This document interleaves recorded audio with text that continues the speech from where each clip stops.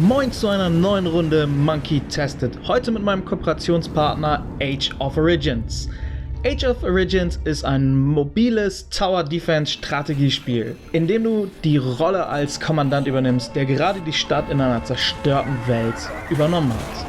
Mit der Hilfe deiner Assistenten und Truppen baust du als Kommandant deine Stadt aus, entwickelst Forschungstechnologien und wehrst Wellen von eindringenden Zombies ab. Nun, welche Fehler könnt ihr denn zu Beginn besonders vermeiden und was solltet ihr auf jeden Fall machen, damit ihr einen erfolgreichen Start in Age of Origins habt? Das ist einmal ganz einfach, den Endzeitaufbauplan mit der Dame zu verfolgen, zu befolgen und unbedingt einer Allianz beizutreten. Das ist super wichtig, das hilft euch beim Start ungemein, es macht den Fortschritt einfach super schnell. Und natürlich bietet dieser Quest immer noch die Guidance, dass ihr genau wisst, was ihr als nächstes zu tun habt, ohne dass ihr euch schon den Megakopf machen müsst. Gibt es natürlich als nächstes noch die Quests und die kostenlosen Belohnungen. Die Quests bestehen aus zwei Teilen. Das ist einmal die täglichen Quests, wo ihr bis zu 360 Punkte haben müsst, um diverse Vorteile und Goodies zu bekommen, die euch bei eurer Entwicklung natürlich wieder helfen. Das Wachstumsquest ist damit im Endeffekt auch verbunden. Da müsst ihr einfach in verschiedenen Bereichen, Bauquest, Waffenquest und auch den anderen Quests, zum Beispiel Sammeln von gewissen Ressourcen, das Ganze so erfüllen. Dann bekommt ihr weitere zusätzliche Belohnungen, die euch helfen. Dazu gibt es dann natürlich noch den Schwarzmarkthandel, wo ihr auch täglich unter anderem auch kostenlos an Ressourcen bekommt oder durch den Verkauf von euren eigenen gesammelten Ressourcen an Geld kommt und dafür dann für euch essentiellere Sachen kaufen könnt, mit denen ihr auch euren Fortschritt unterstützt.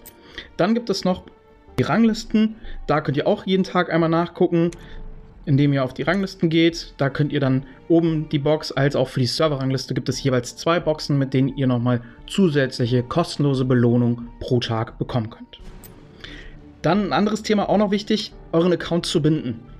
Wenn ihr euren Account einmal gebunden habt, bekommt ihr 200 Gold dafür. Wenn ihr den doppelt gebunden habt, dann bekommt ihr nochmal zusätzliche 300 Gold dazu, also in Summe 500 Gold, was euch eben bei eurem Fortschritt hilft, aber gleichzeitig eben auch eure Sicherheit von eurem Account sicherstellt. Der nächste Tipp ist natürlich, wenn wir schon bei Accounts sind, mindestens 2 Accounts haben. Einmal euren Main-Account, also Hauptaccount, und dann eine Farm. Und die Farm ist tatsächlich nur dazu da, dass sie für euch so effizient wie möglich Ressourcen sammelt. Und dementsprechend ist euer Fokus sowohl bei den Kommandanten-Skills als auch bei der Forschung voll auf eine Ressource fokussiert. Dazu ist es wichtig zu wissen, dass bei den Ressourcen der Stahlbereich erst ab HQ Level 15 freigeschaltet wird und eine 4. Ressource, die wir aktuell noch gar nicht sehen, ist erst ab Level 20, das sind die Minerale. Und hier oben in der Bar noch eine weitere Geschichte, das ist eure Aktionskraft. Die Aktionskraft ist für euch besonders zu Beginn einfach essentiell. Bei der Aktionskraft ist es nämlich so, dass ihr das Ganze nutzt, um die Infizierten anzugreifen und wenn möglich auch zu töten. Und ihr bekommt bei denen nämlich Kommandanten-Erfahrungspunkte. Und mit den Kommandanten-Erfahrungspunkten könnt ihr euren Kommandanten wieder leveln. Und das ist echt wichtig. Wie ihr hier seht, ich bin schon recht weit. Dafür, dass ich gerade erst angefangen habe. Denn ihr könnt eure Kommandanten-Skills verschieden setzen. Ihr könnt sie in Krieg packen oder in Entwicklung. Und damit helft ihr natürlich eurer Entwicklung.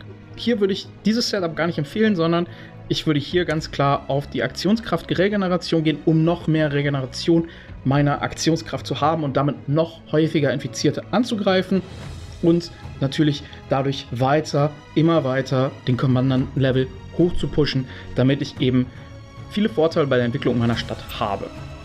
Eine weitere Möglichkeit, um euren Kommandanten zu pushen, ist das Minigame Center. Das findet ihr über die Einstellung, wie ihr gerade gesehen habt. Und da geht ihr den ganzen Weg, soweit ihr kommt, denn auch hier bekommt ihr als Belohnung Kommandanten-EP.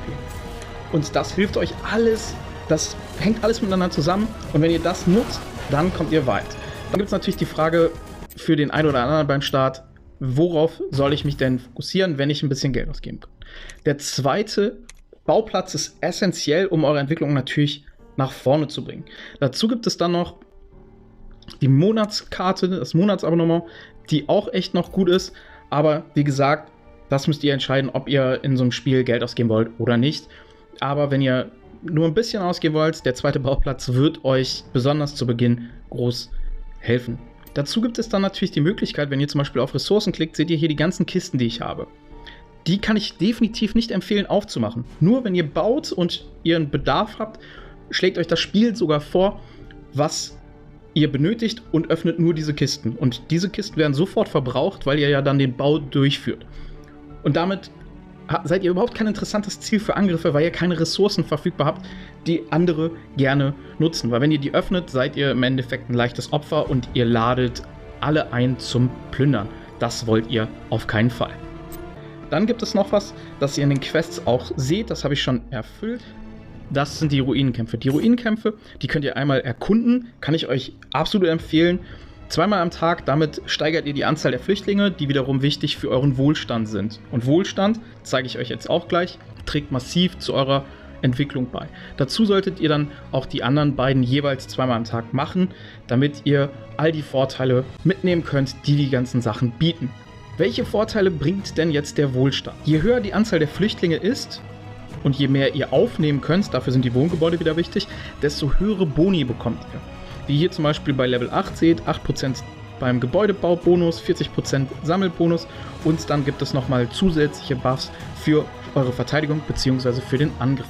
Bei den Stadtruinen gibt es auch noch die Versammlungsoption, das könnt ihr auch 2-mal machen. Da trefft ihr dann mit anderen Spielern zusammen und ihr versucht so viele Wellen wie möglich zu überleben, damit ihr eben auch entsprechend die Belohnung bekommt. Kommen wir zu meinem letzten Tipp, das ist Tower Defense. Es gibt die beiden Modi. Endlosmodus, hier seht ihr die Münzen, die ihr bekommen könnt, die ihr wiederum in einem Tauschladen nutzen könnt, um seltenere Gegenstände zu bekommen und eure Entwicklung wiederum fortzuschreiten. Das ist der Endlosmodus, der das Ganze mit sich bringt und dann gibt es natürlich noch den Normalmodus, den ihr so häufig spielen solltet und natürlich überall 3 Sterne abgreifen solltet, so häufig ihr könnt. Das war's zu meinem Beginner Guide für Age of Origin.